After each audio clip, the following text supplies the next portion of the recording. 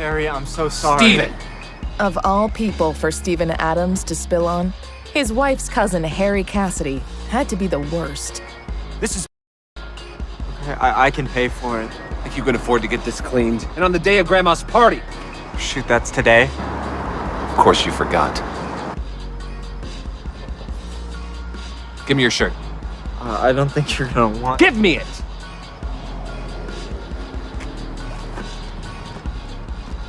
It's not exactly the... What, you thought I was gonna wear it? God, no. If Harry knew who Steven Adams really was, maybe he wouldn't treat him this way. Brace you there. Don't be late. Remember, no shirt, no entry. But no one else knew the truth about Steven's true identity. And now, he was late. He was already on thin ice with his wife, Kim. Her family members were some of the most powerful people in Los Angeles.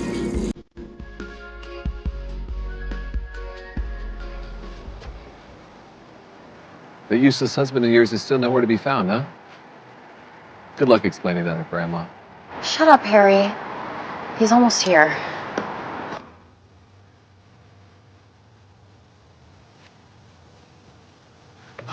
Honey, I'm so sorry I'm late. It's a long story.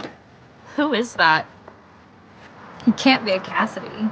Oh, he is. He's the infamous son-in-law. Oh, the broke one who's contributed nothing to the family? Why do you do this to yourself, Steven? To me. You could have at least put on a clean shirt. It's like you're trying to be the butt of their jokes. Kim, I didn't do this on purpose. Just forget it. Let's pay our respects. We'll talk about it after. Who gave you permission to go in? Harry, stop. You have no right. He has no right to enter my family villa dressed Our like that. family villa. Not for long. Kim knew Harry was right. She was feeling more anxious than before, especially after seeing the mocking gazes of people around her. Move, Harry. For Grandma's sake.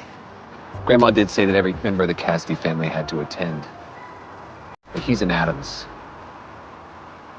Notice the sign.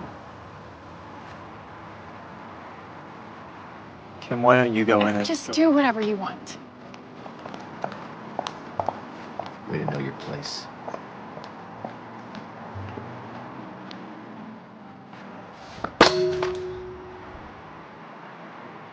Wait till they see who I really am.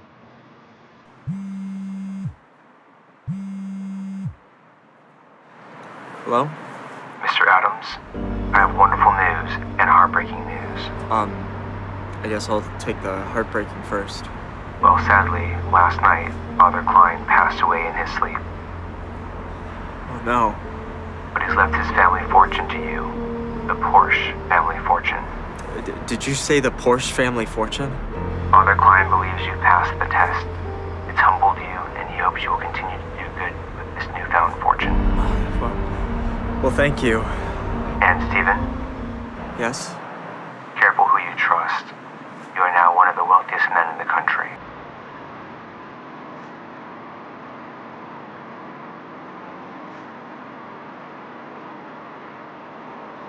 I guess the tables are turning. 5 years ago, Steven had tried to stand up to his father. He and his father seemed to have differing codes of morality when it came to running their family business. But as punishment for speaking up, his father kicked him out. He almost died living off the streets. Fortunately, Father Klein, a generous priest, saved his life. However, the priest had one condition. Steven had to live as a poor and powerless man without complaints for 3 years. He also had to keep his true identity a secret. And then he met Kim Cassidy. Rest in peace, good man.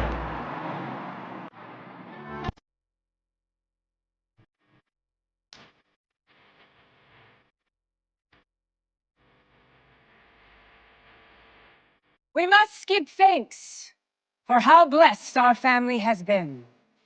And I hope we shall prosper for years to come.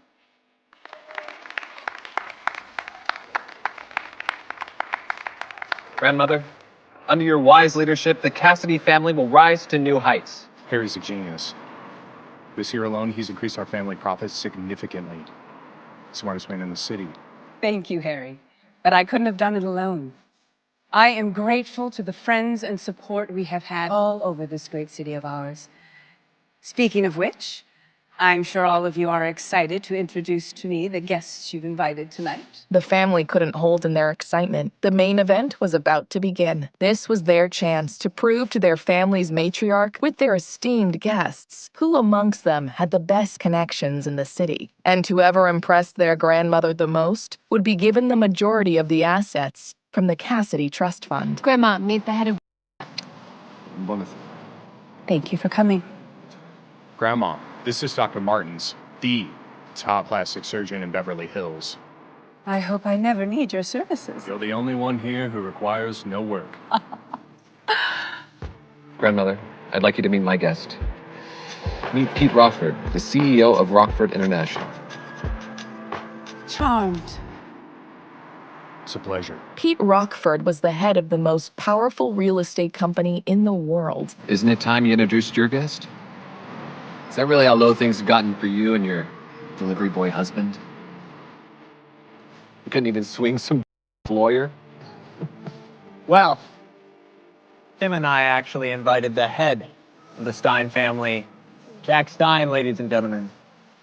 Oh, Steve and I go way back. Kim couldn't believe it. Her husband had brought Jack Stein, one of the most influential businessmen in the state. But how? Here is a jade statue as a token of my appreciation.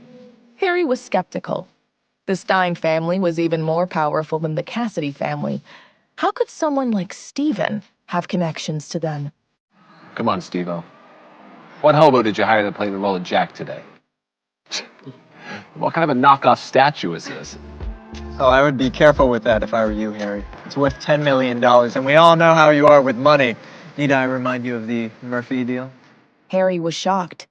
He had never heard Stephen talk like this to him before. Yeah, right. This is obviously fake.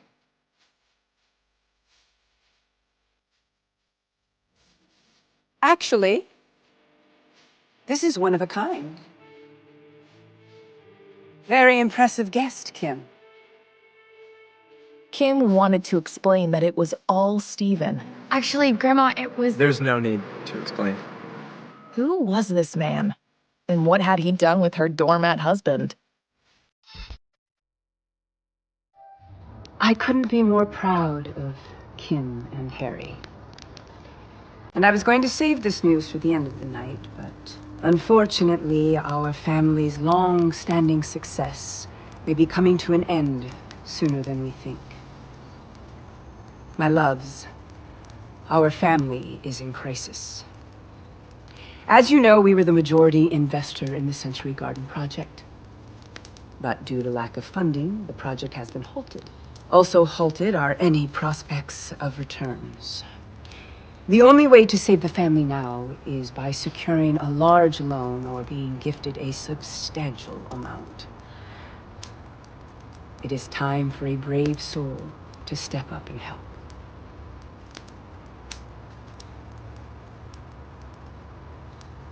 You seem to have no trouble speaking up when it comes to dividends, but when this family needs your help, you are suddenly quiet. Grandma, relax. Think of your health. I'll think of a way to solve this. Actually, didn't Kim prove the value of her connections today? Harry's right. Kim, this family's always had your back. Now it's time for you to have ours. Actually, Grandma, Jack was Stephen's friend. He's the one who brought him. So, I can't ask for an investment. It was finally Harry's chance to ruin Kim, so he could be the Cassidy family's only successor. How could you be so heartless? This family is not only in crisis, but you won't help us? And you're lying through your teeth to our dear grandma? How can someone like Stephen know someone like Jack? Are you mad at Grandma for not prioritizing your family all these years? No, it isn't like that.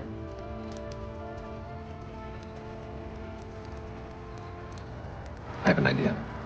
Whoever can secure the $50 million needed for the Century Garden project in the next 2 days will become the sole successor to the Cassidy family. What do you think?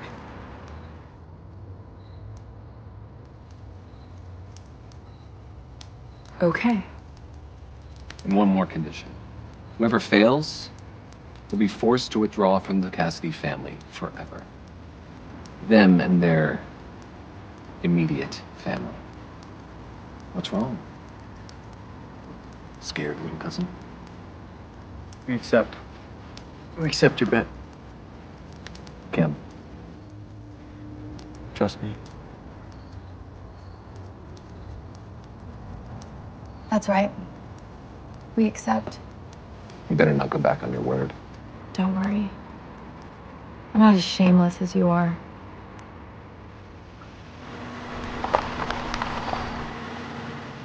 Okay, time to spill. How do you know Jack? He's a friend's dad, an old friend. Okay. But do you think he can help us get a loan? No, it's not like that. Well, then, do you have any connections? Anyone who runs a bank who can help us get a loan of that size? Honestly, no. Then why did you accept the bet? Because I believe in you.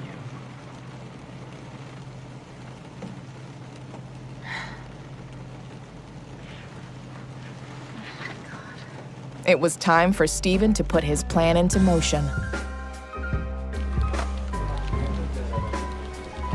Do you have an appointment? I'm here to see Dave. He knows I'm coming. Jack would have called.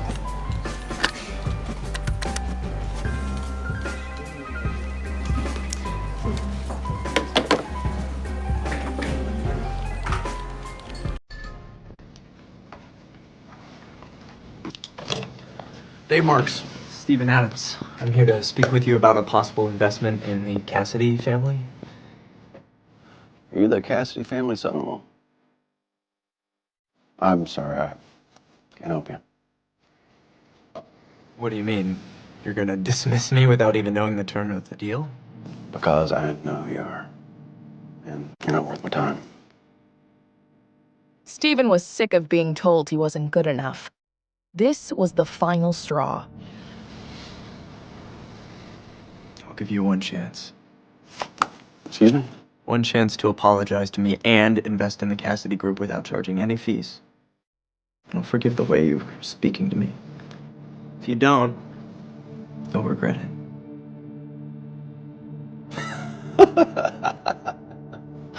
Is this some kind of joke?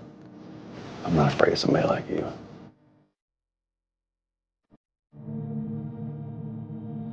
I don't care how you do it, but I want global investments to be mine in 10 minutes. You want to buy a $5 billion company in 10 minutes. That's a lot.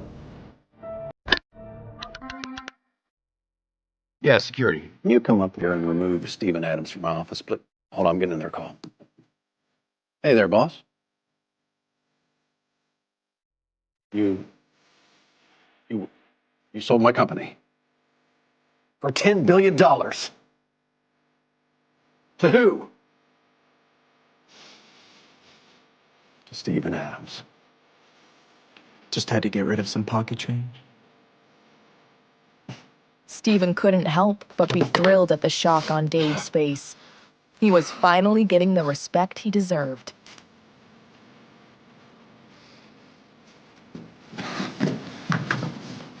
Stephen. No. Mr. Adams. I'm sorry. You forgive me. It's too late now. Deb? Frank? What do you want, boss? I need you to dig up any dirt on Dave Marks and how he's run this company.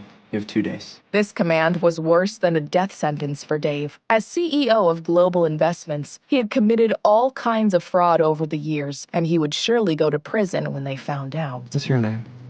Mr. Adams, I'm Keisha. Keisha Daniels. Been here for 5 years. Loyal, smart, and kind. Keisha Daniels was surprised. Who was this handsome, powerful, yet kind man? Okay. Starting today, Keisha will be the new CEO of Global Investments, and you'll all be getting a raise. If anyone causes Keisha any trouble or disagrees with her, there will be consequences. Thank you. Thank you, Mr. Adams. Everyone can go. I just need a word with Keisha.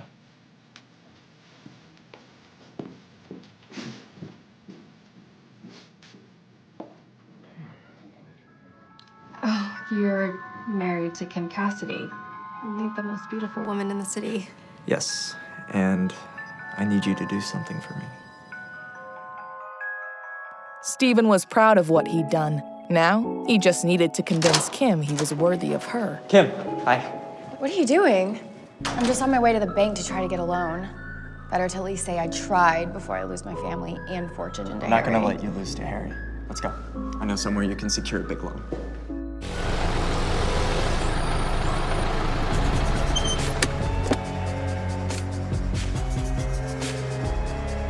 Seriously, Stephen? Global Investments. You really think we can negotiate a deal with them? I already talked to Jack. He got you an appointment with the CEO. You just have to go in. I'll wait out here for you. Fine. I'll go in.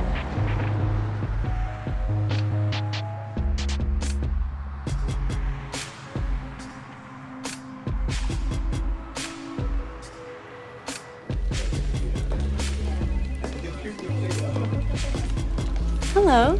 Are you Mrs. Cassidy? Yes. Please follow me. The CEO's been looking forward to your arrival. When Kim went into the office, Keisha hurried over to welcome her. As expected of the most beautiful woman in the city, no one can match up to her, Keisha thought. Hello, Miss Kim. I'm Keisha, the CEO of Global Investment. I've been waiting for you. It's nice to meet you, Miss Keisha. After exchanging pleasantries, they got down to business. Miss Keisha, the reason I came today is because of the Cassidy Group. Before Kim could continue, Keisha held up a hand and interrupted her. Miss Kim, I believe there's no need to waste time on this. Kim was taken aback by the sudden change in attitude. Ever since she entered the building, everyone seemed like they were trying to get on her good side. Why was Keisha rejecting her so directly? What exactly was going on here? What I mean is, Global Investment won't invest in the Cassidy Group, because no matter how you look at it, they're losing a business. Keisha explained. Her words dashed Kim's hope. It seemed like Keisha had only given her a warm welcome because Jack arranged this meeting. I understand. Then I'll be leaving now. I won't bother you. Kim stood up and prepared to leave. Keisha hurriedly went after her. Wait, Miss Kim, I think you've misunderstood something. If Kim really left, and she couldn't complete the first task from her boss, her position as CEO would probably come to an end. She couldn't let that happen. Keisha was afraid of further misunderstandings, so she told Kim everything she wanted to say in one breath. Let me explain. Global Investment will not be investing in the Cassidy Group, but we can invest in you. Kim couldn't figure out what was going on. You want to invest in me? Yes. Global Investment has decided to invest $500 million in you. We've already prepared the contract. The only thing that's left is your signature. Keisha reached for a contract from her desk and handed it to Kim. Kim was shocked. Her original goal was only $50 million. How did she suddenly get $500 million without doing anything? Miss Keisha, are you perhaps joking? Keisha smiled as she sipped her coffee. Take a closer look at the contract. Keisha was secretly envious of Kim. Stephen was investing $500 million in his wife. When would she be able to meet a man like him? Kim was in disbelief as she sat back down and reviewed the contract. The more she read, the more she couldn't believe it. This really was a $500 million investment. Moreover, the contract had already been signed and sealed. The only thing missing was her signature. Kim was skeptical. This company wasn't investing in the Cassidy Group. They were investing in her. But why? She couldn't possibly be worth more than the Cassidy Group. Kim looked up at Keisha. May I ask why you're investing in me? Keisha smiled cryptically. Because you have a patron on your side. Kim frowned. Could it be Jack? But did he have this much influence? Who is this patron you're referring to? Keisha realized her mistake. She almost slipped up and revealed Stephen's identity. Keisha put on a serious expression. Miss Kim, we can't reveal your patron's identity. If you insist on knowing, then we won't be able to collaborate. Kim quickly said that she would stop asking. She grabbed a pen and signed her name on the contract. After their discussion was over, Keisha personally escorted Kim to the entrance. Keisha was relieved that she'd completed the first task her boss had given her. Miss Kim, take care. We'll call your bank tomorrow afternoon. Kim was lost in thought. $500 million was not a small amount. Who in the world was her patron, and why did they help her? Kim recalled the name of Keisha's boss on the contract. His first name wasn't there, but his last name was. Coincidentally, the owner of Global Investment's last name was Adams. Could her patron be Stephen? Other than him, who else would do this much for her? Kim turned around. Miss Keisha, I remember seeing your boss's last name when I was reading through the contract. It was Adams? Keisha didn't expect Kim to ask this question. She came up with a lie on the spot and replied in a casual manner. Yes, my boss's last name is Adams. He's from an influential family in Washington, D.C. Please keep this a secret. My boss doesn't want to reveal his identity. Keisha's response was enough to get rid of Kim's suspicion. Someone from an influential family wouldn't come to Los Angeles just to be the Cassidy family's son-in-law and go through 3 years of humiliation. When Kim exited the building, Stephen rode up to her on his bike. "Is everything all right?" Kim smiled as she held up the contract. After securing an investment, her mood was much better. "Yes, we made a good deal." "That's great! You're amazing! Remember to take me with you to the meeting tomorrow. I want to see the look on Harry's face after he loses the bet." Later that night, Harry and Pete were both with their subordinates at a luxurious hotel suite. Harry swirled the glass of wine in his hand. How did it go? Did Kim go around to each bank and beg for a loan today? Harry couldn't wait to hear about Kim's struggles. Their subordinates exchanged a glance. No, she actually went to Global Investment. She was there for a half an hour. Global Investment? Who did she meet with? Pete asked. The CEO of Global Investment, Dave Marks, was Pete's uncle. Because of their familial relationship, Rockford International and Global Investment were on the rise. We don't know who she met with, but Stephen took her there on his bike. Pete laughed. They rode on a bike? That's hilarious. She probably kicked out before she could even see my uncle's face. However, Pete wasn't aware that Dave was currently under investigation, because Stephen had instructed his people to keep this a secret. Pete also didn't know that Keisha had become the new CEO. Right, Mr. Rockford. By the way, when can we sign the loan contract between Rockford International and the Cassidy Group? Harry asked. All of the money will be transferred over the next 2 days. If nothing comes up, I can send you the contract tomorrow morning. Harry raised his glass for a toast. That's good to hear. As long as I become the head of the family, we'll be able to earn money together. Cheers to our cooperation. Pete smirked. You should already know that money doesn't matter to me. Remember your promise.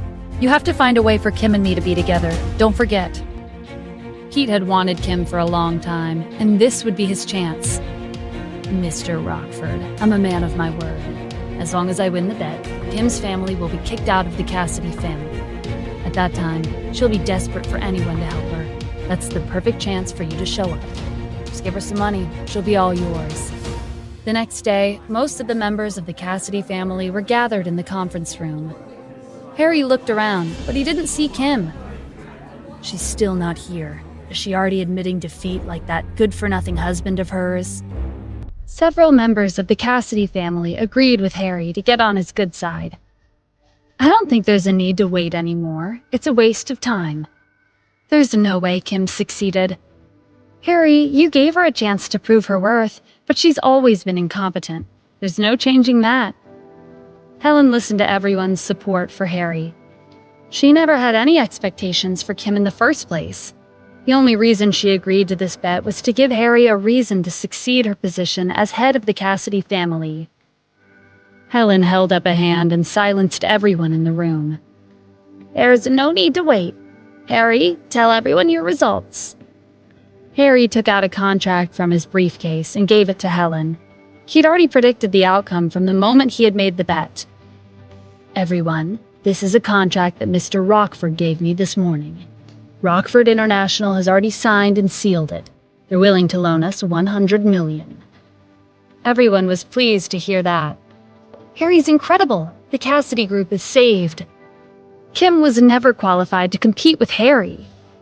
Helen smiled approvingly. With a $100 million loan, the Cassidy family would be able to overcome their crisis. Excellent job, Harry. Since everyone has witnessed your achievement in person, I would like to announce that the successor of the Cassidy family will be... Helen paused to build anticipation as she looked around the room. Everyone was eagerly waiting for her to announce Harry as the successor. Before Helen could continue, a voice rang out. Hold on! Everyone turned to the door. It was Stephen. Harry was annoyed by the interruption. If it weren't for Stephen, Helen would have already named him as the successor. Who do you think you are to come here? You have no right to participate in our meeting. Kim followed Stephen into the conference room. Why can't he come here? He's my husband. Harry, did you forget about our bet? Or are you scared? Is that why you started the meeting without me? Kim was confident that she had the upper hand. Harry wasn't deterred by the self-assured look on Kim's face. His subordinates had told him that Kim was at Global Investment for a mere 30 minutes. With her capabilities, there was no way she would have secured an investment in such a short amount of time. Look who decided to show up. Aren't you the one who's scared? Otherwise, why else would you be late? Just tell us you came empty-handed and stop wasting our time. Kim's lips curved upwards. What if I were to tell you that I've secured an investment? Harry didn't believe her in the slightest. His subordinates had kept tabs on Kim yesterday, and they couldn't have possibly followed the wrong person. She couldn't have secured an investment in half an hour. It wasn't just Harry who thought Kim was talking nonsense. The other members of the Cassidy family chimed in to show their support for Harry. Kim, stop messing around. Harry got a loan for $100 million. The contract's already been signed. Even if you did get $50 million, so what? Can your money compete with $100 million?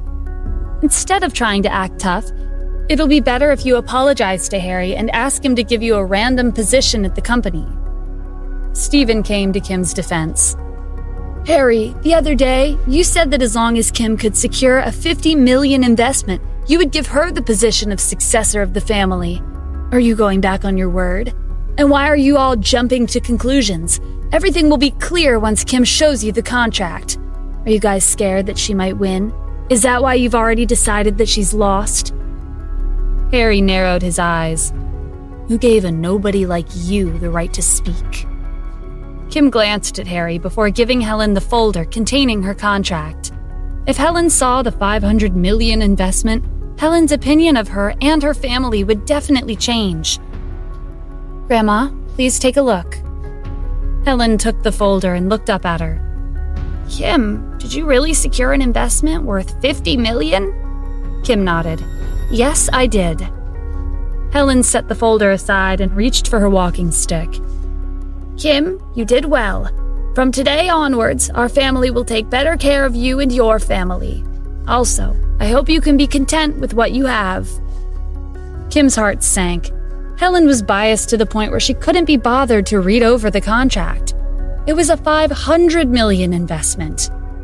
Kim had put in so much effort, but Helen had only told her, "You did well," in a monotonous voice. Harry smirked. Kim, it looks like you still haven't understood the situation. Can your $50 million investment save the Cassidy family? And I'm the oldest son of the family. Do you really think you're qualified to compete with me for a position of the successor? Stephen looked at Harry and then at Helen, as if they were fools. Kim was on the verge of tears when he held her hand. Kim, we should just go. These people are obviously stupid. $500 million is not the same as $50 million. Just as Stephen was about to take Kim's folder back, Helen tossed her walking stick aside and grabbed his hand. Stop right there. What did you just say? $500 million?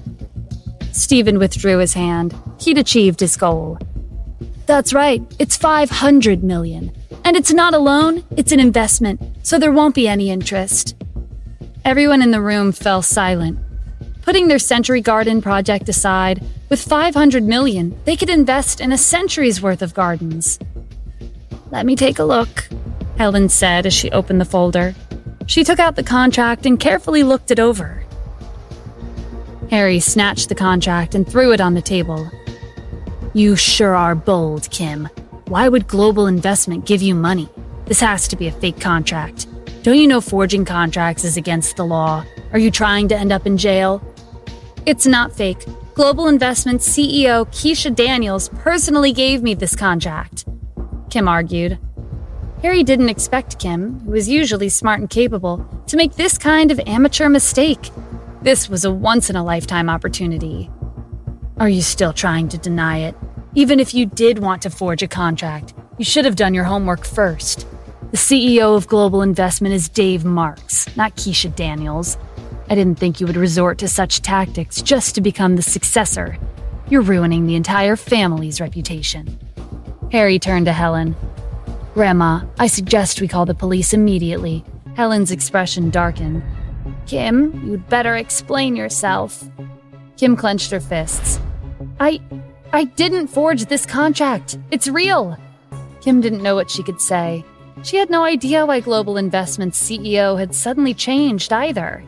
Grandma, Dave is Mr. Rockford's uncle. Mr. Rockford is at my office right now, so I can ask him to come and tell us the truth. There's no point in arguing. Everything will come to light when he arrives, Harry suggested. Helen agreed.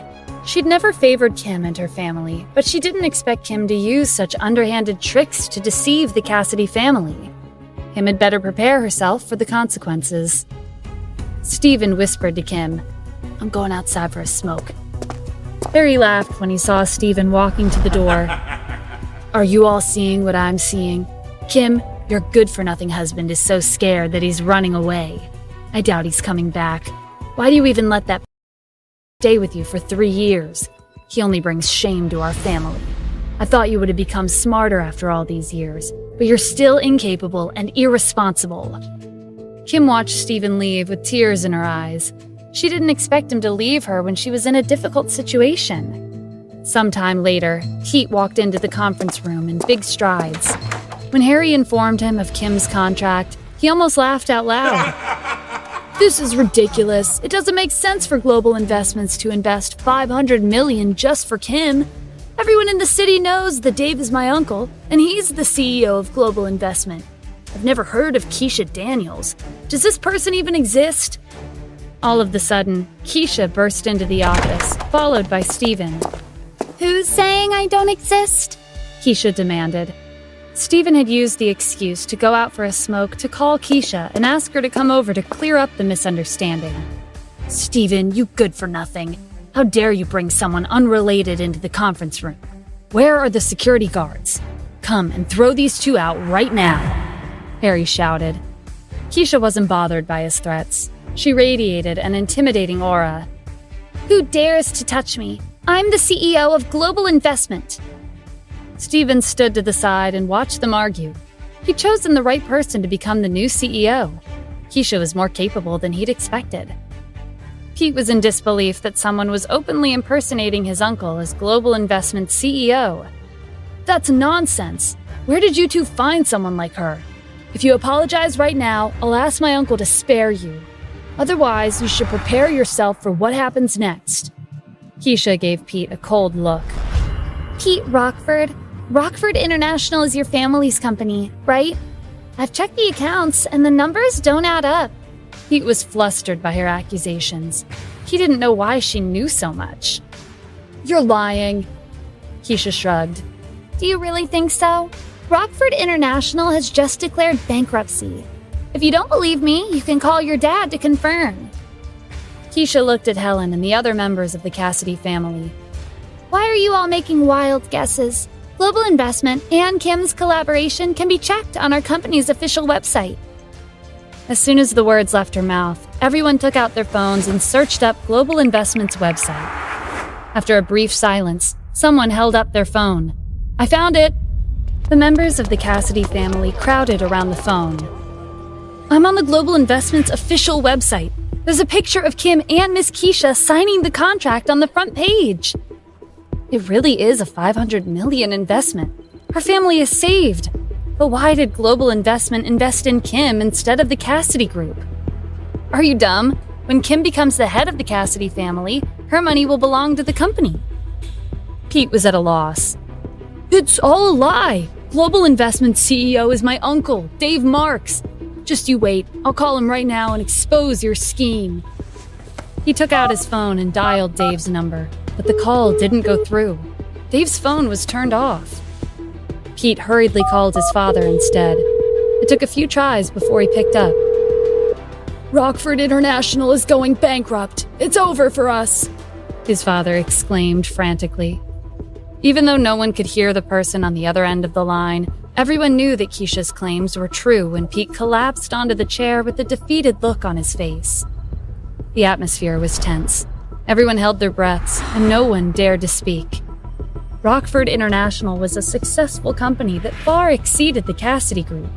How could they have gone bankrupt overnight? Unbeknownst to everyone in the room, this had all happened because of Stephen. Since Keisha had accomplished what she'd come to do, it was time for her to leave. She went up to Stephen. Keisha quickly corrected herself. Sir, if there's nothing else, I'll be heading back to the company. Stephen didn't say anything. He only nodded in response. Their brief interaction didn't escape Kim's notice. Keisha and Stephen had shown up together. But it didn't make sense for Global Investment's CEO to come in person to help her out. There had to be a reason she didn't know of. Maybe Stephen used Jack's name to get Keisha to come here. Forget it, she probably came because of Jack. Stephen shrugged. If you say so.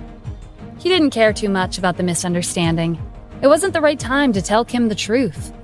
The members of the Cassidy family rushed over to Kim.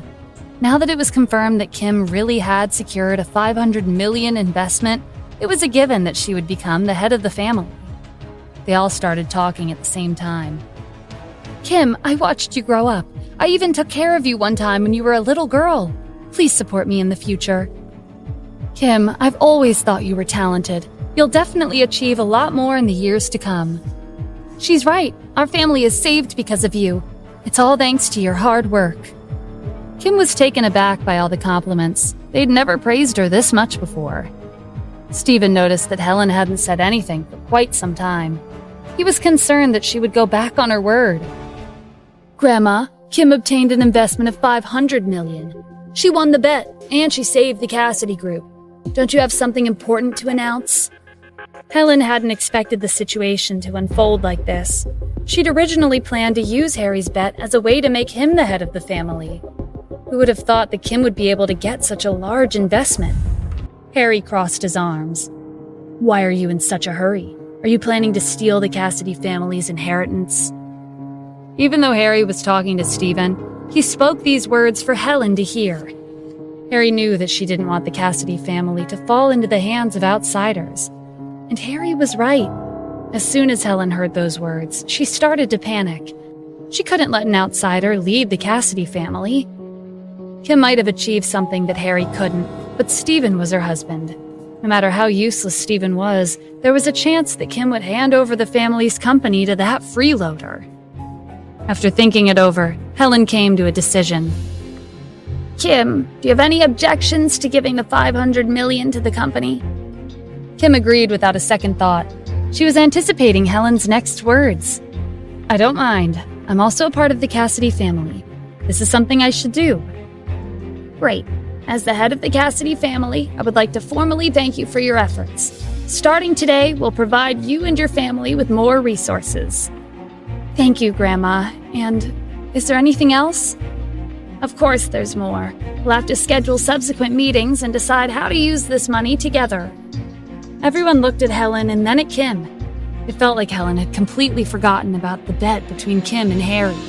From the moment Kim arrived until now, Helen had been treating her like she was invisible, as if her only worth was the $500 million investment. Kim bit her lip in disappointment. No one dared to say a word. Stephen stepped forward and spoke up. Grandma, did you forget about the bet? At that time, you and everyone here were present. We were all witnesses. Helen looked at him coldly. What right do you have to meddle in our family's affairs? From the very beginning, I said the successor will be whoever is capable enough to take my place. Helen picked up her walking stick and headed to the door.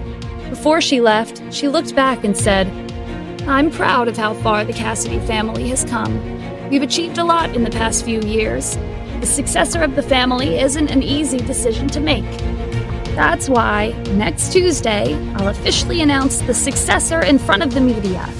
One by one, the members of the Cassidy family left the conference room. Harry sneered as he watched Stephen and Kim leave. You better be prepared for next Tuesday. I'll become the successor no matter what it takes. When Kim and Stephen went home, they were greeted by Kim's mother, Natalie. Kim informed her of what happened during the meeting. Natalie's eyes widened. Did you really get an investment worth $500 million? That's right, Mom. I even won a bet against Harry. It won't be long before I become the Cassidy family's successor. Natalie had her doubts. Did that old woman agree? Grandma said she'll announce the successor at the press conference next Tuesday. Natalie gave Kim a hug. I'm so proud of you. If you become the successor, you'll be the head of the Cassidy family, and no one will ever be able to look down on you. Natalie glanced at Stephen, who hadn't said anything since he came home. Her daughter would become the head of the family soon, but her daughter's husband was as useless as ever. His mere existence brought shame to the family. Rather than a lucky charm, Stephen was more of a jinx, and Natalie wanted nothing more than to chase him away. Why are you standing around? You're just a freeloader. Make yourself useful and prepare dinner. Do you want me to starve to death? Mom, don't talk to Stephen like that. I won the bet because of... Kim trailed off when Stephen shook his head. Fine, if you don't want me to care about you, then I won't, she thought. When Kim went to the bedroom to change her clothes, Stephen went to the kitchen to prepare dinner. He'd done everything to make his wife happy. He didn't care if other people had a bad impression of him. The next day, Stephen took Kim to work for the first time on his bike. As they passed by the highest point in the city, Kim asked him to stop for a second. This was the wealthiest part of the city, and only high-class families could afford to live here. She looked at the luxurious villas while yearning in her heart. Being the head of the Cassidy family is only the first step. My goal is to live in one of those villas someday. Stephen looked back at her. Do you like it here? Of course. It's my dream to live in this neighborhood, Kim said. She glanced at her watch and tugged Stephen's shirt. Let's get going. I'm going to be late. Stephen looked at the villas for a second longer before turning his attention back to the road. Okay, sit tight. 10 minutes later, they arrived at the Cassidy group. Just as Kim was about to get off the bike, a luxury car stopped next to them. A beautiful woman dressed in a classy outfit got out of the car. She was Harry's sister, Rebecca Cassidy. Hey, if it isn't Miss Kim, who managed to get a $500 million investment. How could you ride a bike to work? You're an embarrassment to the Cassidy family. Kim couldn't be bothered to argue with her.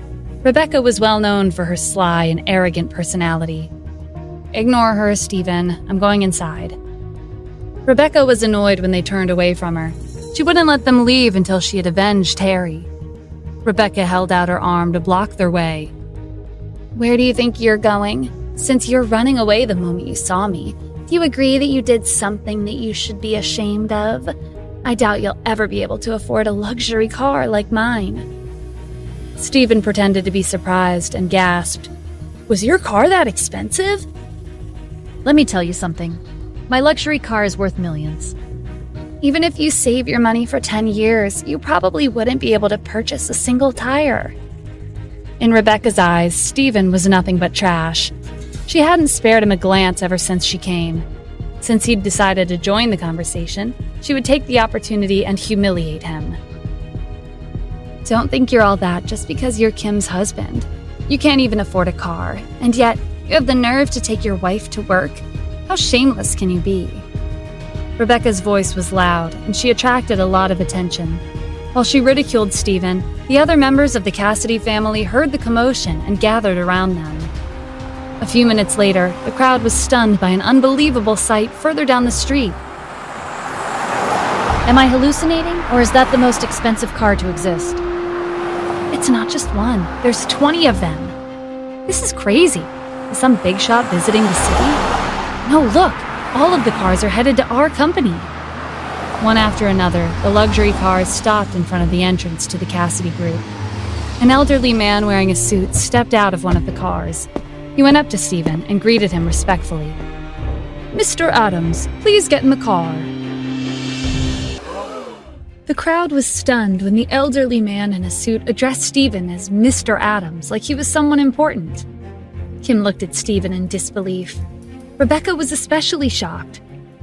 It was only a few moments ago when she mocked Stephen for not being able to afford a single tire of her luxurious car. But now the owner of 20 luxury cars was calling him Mr. Adams. Rebecca boldly confronted the elderly man. Excuse me, did you perhaps mistake this as your boss? He's a freeloader who could barely make a living. Why are you adding honorifics to his name? The elderly man turned to Rebecca. There was a menacing look in his eyes. There's no mercy for anyone who insults our boss. Rebecca felt a chill run down her spine. If she said another word, the elderly man wouldn't hesitate to harm her on the spot. Stephen cleared his throat to get the elderly man's attention. The elderly man's threatening aura disappeared as he looked away from Rebecca. Kim recovered from her shock and tugged on Stephen's sleeve. What's going on? Why are they treating you like their boss? Jack didn't show his face, but Stephen guessed that he was in one of the cars. Stephen hurriedly came up with an excuse. It's probably because I went to Jack's house when I was younger to play with his son. That's why they're calling me Mr. Adams. I'll be going now. Have a nice day at work. After saying goodbye to Kim, Stephen went into the car at the center, followed by the elderly man. In the blink of an eye, the 20 luxury cars disappeared down the street. When they left, Rebecca was so relieved that her knees went weak. She almost collapsed on the ground. In the car, Stephen gave Jack a warning look. He had told Jack more than once to keep a low profile because he didn't want to reveal his identity. But today, the 20 luxury cars almost exposed him. Jack, you'd better have a good explanation for this. Jack was nervous when he sensed Stephen's anger. Mr. Adams, I'm so sorry. I'll be more careful next time. Jack gestured to the elderly man in a suit. This is Andrew Hendricks. He's one of your subordinates at the palace, and he's also one of our country's top 10 business tycoons. He came to tell you what he discovered about the Adams family while in Washington, D.C. Stephen hadn't heard of Andrew before, but his position at the palace should be higher than Jack's. Mr. Adams, please forgive me. I didn't mean to draw so much attention. I tried my best to keep a low profile, but these 20 cars are the minimum necessity to pick you up, Andrew said in a meek voice. His intimidating attitude when he'd threatened Rebecca was nowhere to be seen. Stephen couldn't be bothered to explain that having 20 luxury cars gathered in one place to pick one person up was overkill. Forget it. What'd you find out? In the past, his family had kicked him out of the house because of a few words from a stranger. If the priest hadn't passed by and saved him, he would have been nothing but a pile of bones. Andrew took out the file he'd prepared and gave it to Stephen. Stephen wasn't pleased when he looked it over. Isn't this interesting? My brother has leukemia, and my family wants me to donate my bone marrow. They're probably planning on sending people to Los Angeles to look for me. When Stephen tightened his grip on the armrest, it cracked, and the broken pieces fell to the floor. Jack and Andrew kept quiet as they stared at the mess on the floor. They were afraid of Stephen's strength. Andrew, excellent job. Keep an eye on them. When they send people to the city, inform me as soon as possible. Andrew was relieved that Stephen had approved of his work. Yes, sir. When Stephen looked out the window, he noticed the luxury villas that Kim had talked about this morning. She told him that it was her dream to live there. Jack, how many villas are at the highest point in the city? Jack had done his research on these villas before, so not only did he know how many there were, he also knew how much it would cost to purchase them. There's 21 villas. 20 of them are estimated to be worth 100 million, and the villa at the very top is worth 300 million. Okay, my wife told me she wants to live in one of those villas. Take care of it. I understand, Mr. Adams. Which villa would you like to purchase? As the Grand Palace Master, I believe the villa at the top would be suitable for someone of your caliber. Stephen looked at Jack as if he had just asked a stupid question. What do you mean, which villa? I was asking you to purchase all of them. All of the villas? Andrew exclaimed in disbelief. 21 villas would cost $2.3 billion. Jack didn't have much of a reaction. After all, Stephen had asked him to purchase global investments for $10 billion not too long ago. Stephen took out his phone and looked at the calendar. Jack, I want all of the property certificates for the villas before the end of this week. Jack answered without hesitation. Yes, sir. But on the inside, his heart was racing in panic. He had no idea how he would be able to complete such a large purchase in a week. To make things more difficult, those who lived in the villas were some of the wealthiest families in the city. By the time Stephen finished his discussion with Jack and Andrew, it was already time to pick up Kim from work. He waited outside the company for quite some time, but he still didn't see any sign of her. Stephen decided to go in and look for her. The first thing Stephen saw when he went inside was Rebecca. A young man was standing next to her. Rebecca hadn't completely recovered from her shock this morning, and she hadn't forgotten the humiliation she faced because of Stephen. Is this who I think it is? Aren't you the boss who needed 20 luxury cars to pick you up? Why are you still going around on a bike? Stephen ignored her and looked at the young man standing next to her. Where's Kim? This man was one of the members of the Cassidy family, and he didn't think too highly of Stephen. How would I know? Rebecca smirked. What, are you here to look for your wife? Maybe she's having a good time with another man right now. Why else would Jack have helped you too? Wasn't it because she used her looks to win him over? Even though Jack had announced that he and Stephen were close, Rebecca didn't believe him. No matter how much she thought about it, she could only come to the conclusion that Jack had attended the gathering as Kim and Stephen's guest because he coveted Kim's attractive appearance. Stephen glared at Rebecca. It didn't matter if people laughed at him or criticized him, but it was a different story if they insulted Kim. Before Stephen could respond, Harry entered the building. Behind him was Kim, who was carrying several bags. Kim, isn't that your good-for-nothing husband? It looks like he came to pick you up from work. Well, that's the least he can do as a freeloader in your house. Kim was surprised when she saw Stephen. She thought he had some business to attend to with Jack today. She hadn't expected him to come back so soon. Stephen, why are you here? Stephen didn't say anything. He went up to Kim and took the heavy bags from her hands. Kim had obtained a $500 million investment, but Harry was still looking down on her, and he was even making her carry his bags for him. Why are you doing things like this?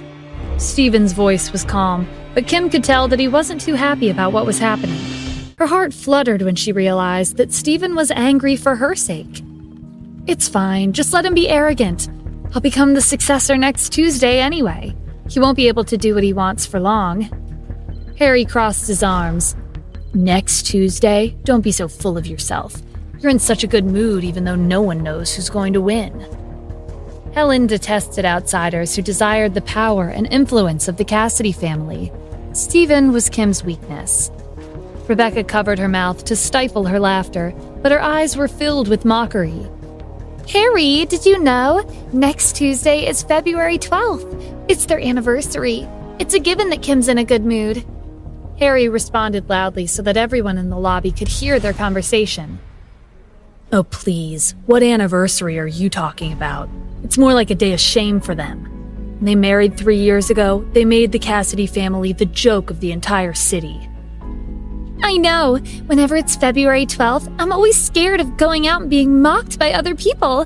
Where did she even find a husband like him? He only freeloads off of her family. How embarrassing. The other members of the Cassidy family in the lobby whispered amongst themselves. They agreed with Harry and Rebecca that Kim and Stephen's marriage had nothing good for their family. When Rebecca brought up their wedding anniversary, Kim lowered her head and bit her lip. 3 years ago, on February 12th, she and Stephen had received their marriage certificate, but they didn't have a wedding ceremony. Kim remembered the way she locked herself in her room and cried from evening all the way until dawn. She couldn't understand why her grandfather, whom she was very close to, had written in his will that he wanted her to marry Stephen. Their sudden marriage had ruined her life and made the Cassidy family the laughingstock of the city. Stephen's heart clenched when he saw Kim's helpless expression. For the past 3 years, he'd endured his reputation as a good-for-nothing husband. Even though everyone from the family hated him and looked at him like he was a that anyone could step on, he swallowed his pride and never refuted their criticisms. However, Kim had suffered even more, and it was because of him. Stephen had been quiet all this time, but he suddenly spoke up as he scanned the crowd. In the future, February 12th will be regarded as a day of celebration. When that time comes, all of you will be jealous of Kim. Everyone looked at Stephen like he was crazy. After a brief silence, they burst into laughter. Stephen ignored them and looked at Kim. I know you had a hard time because of my sudden appearance 3 years ago, but starting today, I'll make it up to you. Kim, as long as you want it, I can give you the world. Rebecca laughed so hard that she almost teared up. You want to make it up to Kim? How are you planning on doing that when you can barely afford a meal? Harry shook his head in disapproval. You want to give Kim the world? Are you filming some kind of movie? What an idiot. Kim gave Stephen a long look. They'd been married for 3 years, but he was always submissive. She didn't expect him to tell her that he would make it up to her and give her the world in front of so many people. Stephen, I'll be happy as long as it's from you, Kim said with a smile. She didn't have any expectations, but she hoped he would be more confident and stand up for himself. Someone shouted from the crowd. What can he even do for her? He's only saying empty words. I heard the moon in the Nile is being auctioned right now. If you really want to give Kim the world, then buy her that necklace first. The crowd erupted into laughter once again. The Moon of the Nile was a necklace designed by Roman, the world's top jewelry designer. The starting bid for this necklace was close to $1 billion. There were only a handful of people in the city who had the money to purchase this necklace. Someone like Stephen, who lived off of his wife, would never be able to afford it. Kim didn't want to listen to their gossip anymore. Let's just leave, she whispered. Many women dreamed of wearing the Moon of the Nile, and Kim was no exception. But the necklace was out of her league, and she could only wonder which lucky woman would end up with the necklace in their possession. Stephen followed Kim out of the building. He didn't miss the envious look on Kim's face when the crowd mentioned the Moon of the Nile. The next morning, Stephen received a call from Jack. He had successfully purchased all of the villas at the highest point in the city. How much did it cost? Stephen was asking, not because he cared about the money, but because he wanted to assess Jack's efficiency and capabilities. Mr. Adams, the total amounted to $5 billion. Ever since Jack had become the point of contact between Stephen and the palace, he felt like they had all the money in the world at their disposal. Stephen was satisfied with Jack's answer. Wealthy families lived in the villas, and it couldn't have been easy to persuade them to move. Considering the high difficulty of his request, using $5 billion to purchase the villas in a single day was a good trade-off. Jack had accomplished an incredible feat. Well done, Jack. After Stephen hung up, Kim called out to him from the living room. Stephen, I need to go out. Come with me. A few minutes later, Stephen and Kim were in a car. Stephen had wanted to take Kim wherever she wanted to go on his bike, but she insisted on getting there by car instead. Stephen glanced at Kim as he drove to the airport. Who are we picking up? Kim looked out the window. Zoe and her husband. They usually don't have time to come to the city, so we should keep them company while they're here. Stephen felt a headache coming on. Zoe was Kim's cousin, and she never stopped talking. Not to mention, Zoe was arrogant, and she took every opportunity to humiliate him. Half an hour later, Kim and Stephen were at the airport. Zoe and her husband squeezed through the crowd to make their way over to them. Kim, it's nice to see you after so long. This is my husband, Henry. Darling, this is my cousin, Kim. Henry's eyes lit up the moment he saw Kim. He didn't know someone this beautiful could exist. Kim greeted Henry politely. It's nice to meet you. This is my... Kim scrambled to come up with an endearing word to call Stephen in the same way Zoe had called her husband darling. This is my hubby, Stephen. Instead of greeting Stephen, Henry turned to Zoe. Darling, is this the son-in-law you're always talking about? Yeah, that's Stephen. Just ignore him. Zoe gave Stephen a disdainful look before continuing her conversation with Kim. Does that piece of trash still not have a job? I really don't know what you were thinking. Why did you marry someone so useless? Kim felt a little embarrassed when Zoe questioned her so directly. Kim, I'm not saying there's anything wrong with you. You're prettier than me, but you're not as lucky as me. Henry opened up a supermarket chain back home, and he has over $100 million in assets. We didn't come back to Los Angeles just to visit. We came for business. If things work out, Henry might be able to collaborate with some of the top companies here. Henry interjected and acted like a modest gentleman. No, I'm not that impressive. This is just something I have to do as a businessman. Henry looked at Stephen with jealousy in his eyes. Life was truly unfair. How could a good-for-nothing man like Stephen be married to a beautiful woman like Kim? Of course, if Stephen has nothing better to do, he can work at my company. He didn't get far in his education, so he doesn't have the qualifications to work a desk job. He'll have to settle for something like cleaning work. Stephen shot Henry a glare, but he didn't say anything. It was obvious that Henry was trying to make himself look better by offering him a job out of pity. Kim quickly changed the topic to prevent them from criticizing Stephen further. Did you guys plan out what to do in the city? Yes, we're planning to visit the fancy villas today. Henry knows the owner of the villa at the top, Zoe said complacently. Everyone in the city was aware that only wealthy families could afford to live at the villas at the highest point in the city. Having the opportunity to visit was already a great honor. Stephen frowned upon hearing this. Want to visit my house? Did they get my permission? Zoe beamed with pride as she held Henry's arms. Why don't we go together? This is a rare opportunity. Ordinary people would never be able to visit those villas. If it weren't for Henry, we would never have the chance. Kim agreed in a hurry. Sounds like a great idea. I've been wanting to visit for a long time. Ever since Kim was a little girl, she'd always dreamed of living in one of those luxurious villas. There was no way she'd miss the chance of seeing the villas up close. Stephen didn't object. He would just consider their visit as an opportunity for him to familiarize himself with the properties under his name. Before long, the four of them arrived to the gate leading to the villas. A middle-aged man was pacing impatiently at the entrance. Henry stepped out of the car. Wait for me here. I'll head over and say hello to the property manager. Even though we'll be visiting with 2 more people, it shouldn't be a problem because I'm here. After Henry closed the door, Zoe turned to Stephen. Did you see that? This is called networking. My husband is successful and he has friends everywhere. A lazy person like you will never match up to him. Stephen shrugged. Networking? Not interested.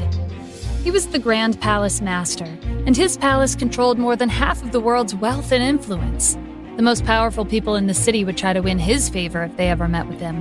What other connections did he need? Zoe let out a sigh. You're hopeless. Zoe couldn't be bothered to lecture Stephen again. To her, he was like mud on a rainy day. Stephen looked at the villas beyond the gate.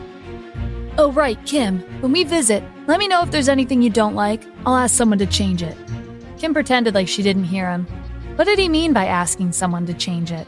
Did he think he was the owner of the villas or something? Zoe shook her head. Disdain was written all over her face.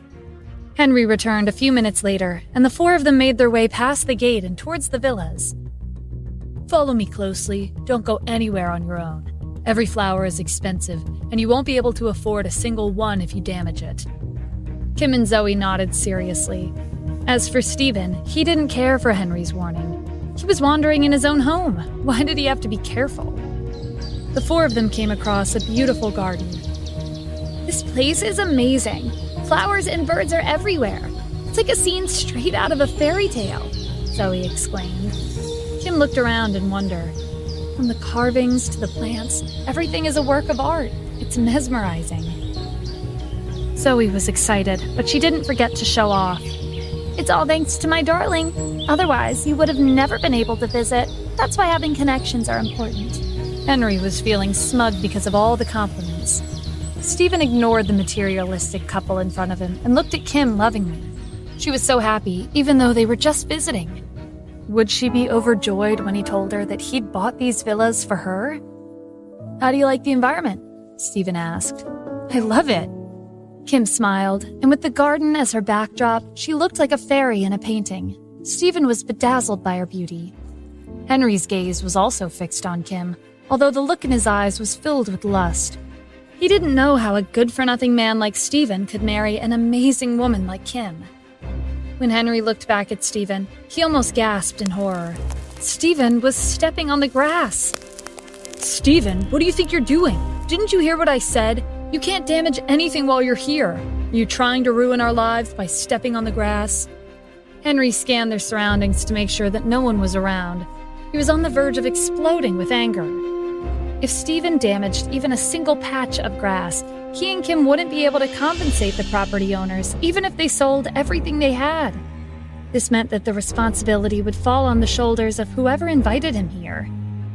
Zoe put her hand on her hips.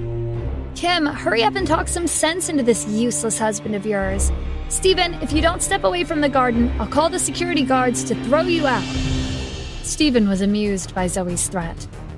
You want to throw me out? Was stepping on the grass in his own home that big of a deal? He wanted to see who would be daring enough to touch even a single strand of hair on his head. That's right.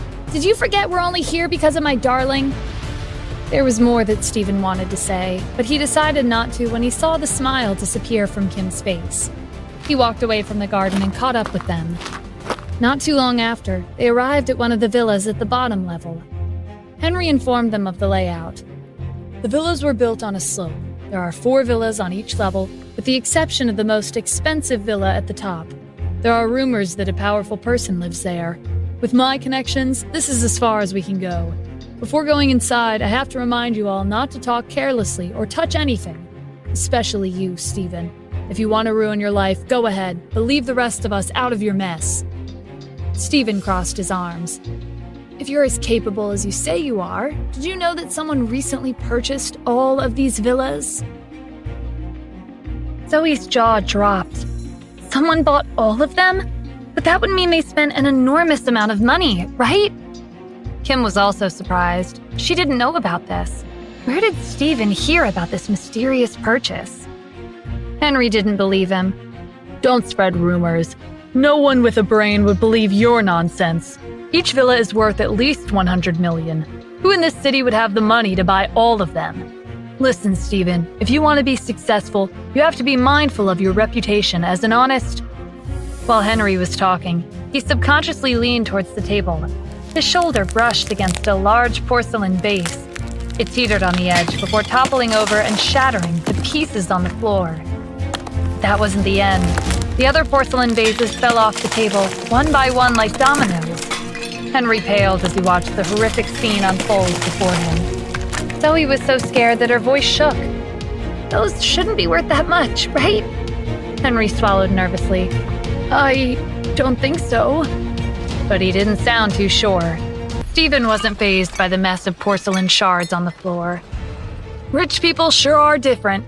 You were screaming like it was the end of the world when I stepped on the grass, but now you broke 9 vases. Wait, it's actually 10 vases. But either way, how's me stepping on the grass and you breaking these vases the same thing? Kim glared at Stephen. What are you saying at a time like this? She went over to Zoe and tried to comfort her. Don't worry, maybe these vases are just for decoration. Yeah, you might be right. Why would they display valuable items on the table? They're probably not that expensive, Zoe said with uncertainty in her voice. Stephen bent down and picked up a porcelain shard. I'm not trying to scare you, but based on the quality of these vases, they're worth at least 1 million each.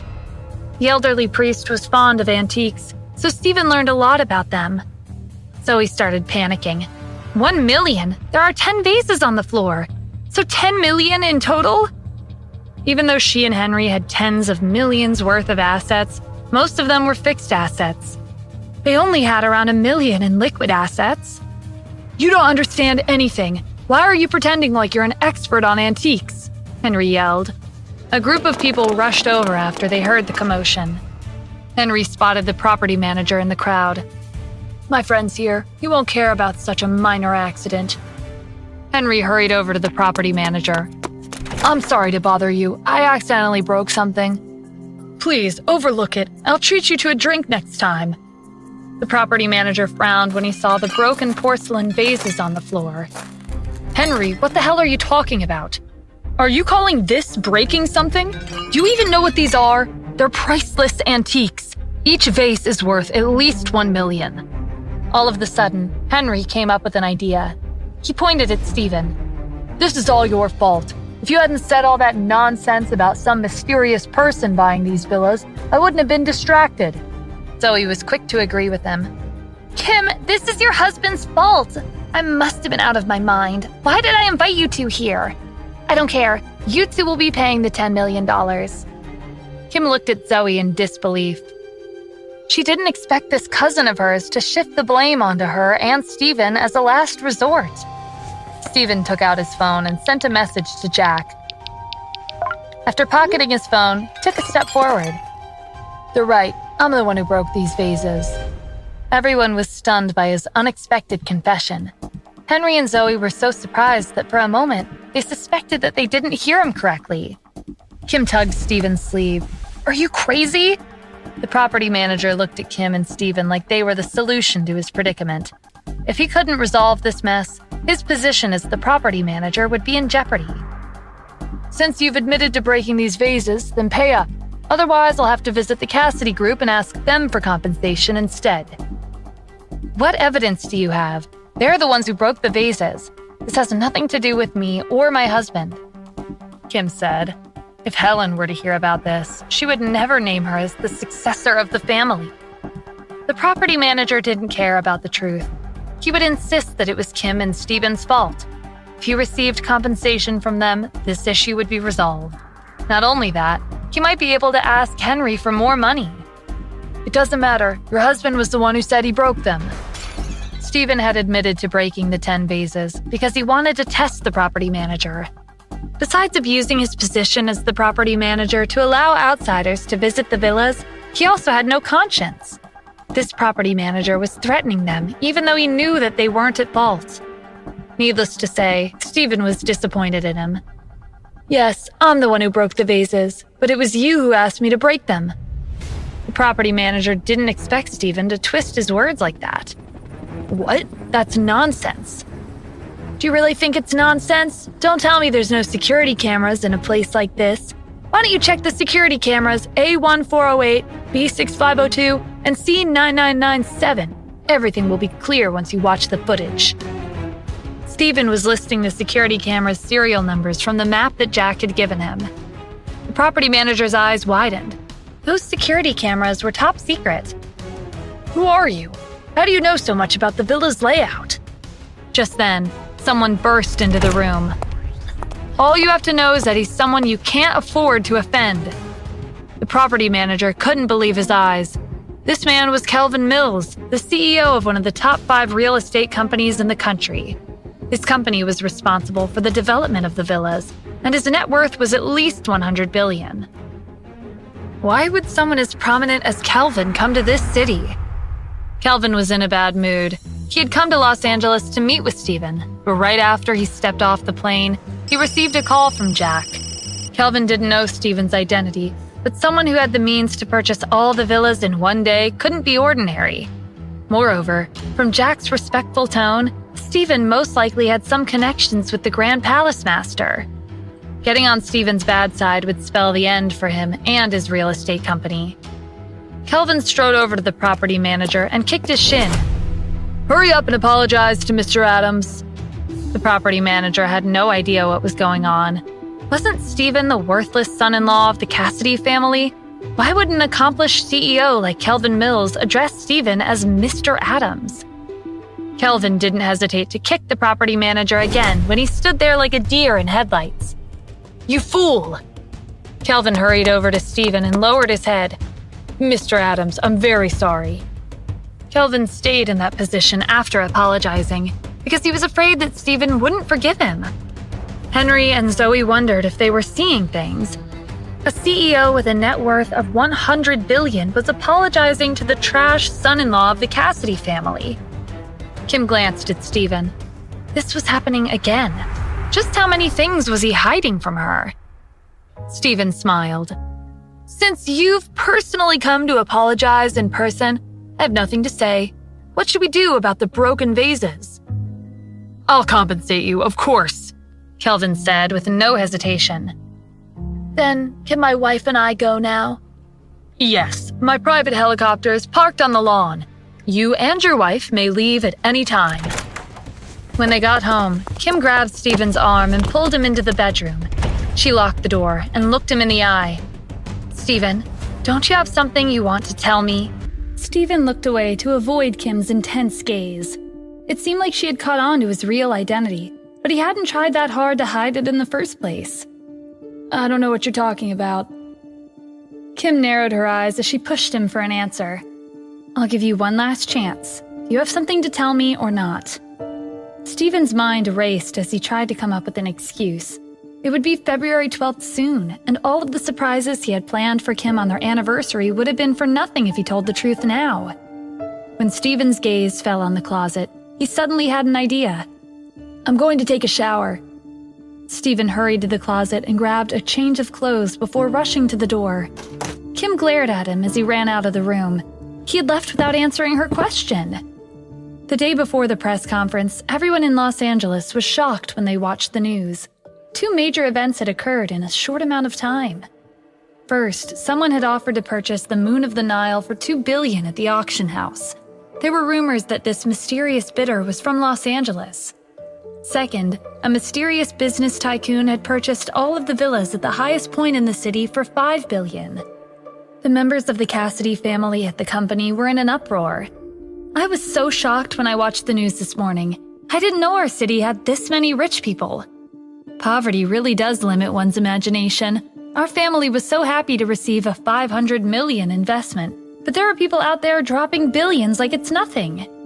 I can't help but wonder which lucky woman will receive the Moon of the Nile. I have a wild guess. Could the mysterious person who purchased the necklace and the mysterious person who purchased the villas be one and the same? I have a feeling that something big will happen in the city soon. When Stephen and Kim entered the building, everyone turned to look at them.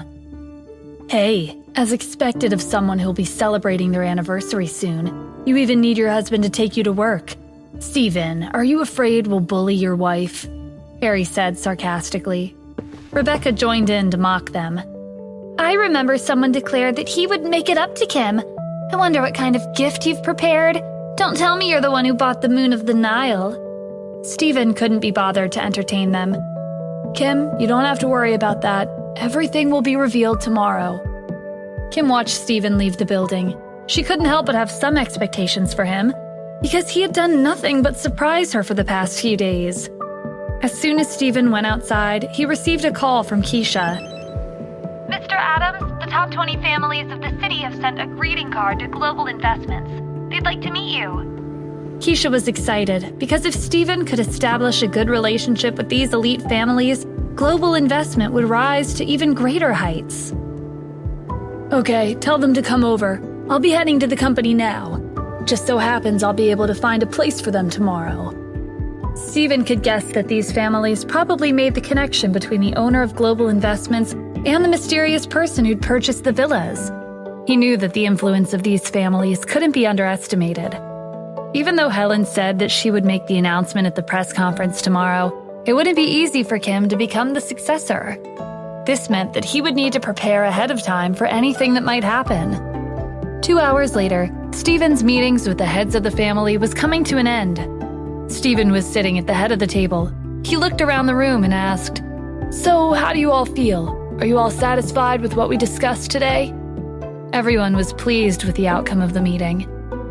I'm very satisfied. With a $1 billion investment from Global Investments, the problem with our company's flow of funds will be resolved.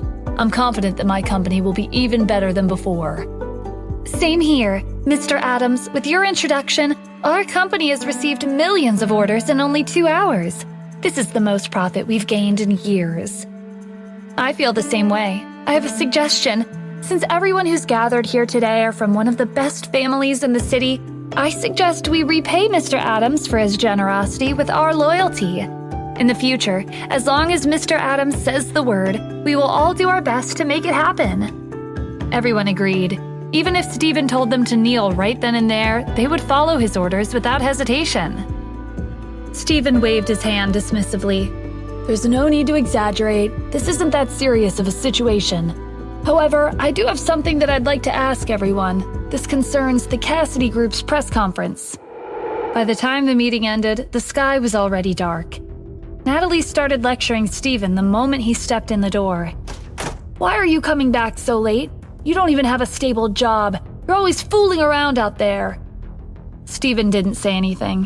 When he went to the living room, he saw Kim sitting on the couch with a frown on her face. Kim, did something happen?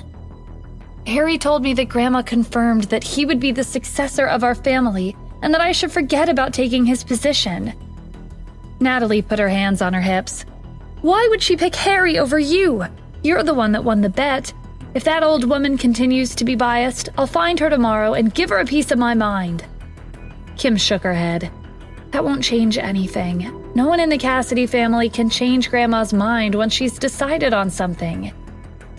Don't worry, Kim. Besides you, no one has the qualifications to become the successor, Stephen said confidently. At this time, Harry was with Helen at the Cassidy family's villa. Harry gave Helen a stack of documents. Grandma, I've done some investigating.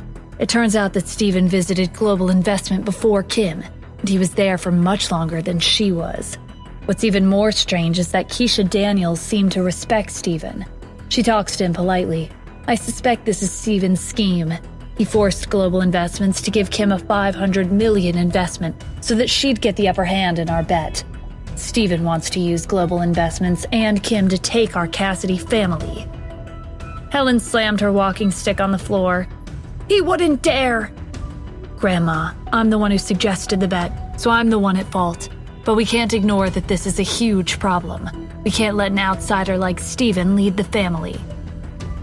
Humph, who cares about the bet? To me, there's nothing more important than preserving the Cassidy family's lineage. A lowly son-in-law dares to scheme and take over my Cassidy family. I won't sit back and let him do whatever he wants. Don't worry, I understand what you're saying. I won't let it happen. What drastic actions will Helen take to prevent Stephen from gaining control of the Cassidy family? Please subscribe to the Pocket FM YouTube channel and press the bell icon for instant notification. Check out our channel for more such exciting shows.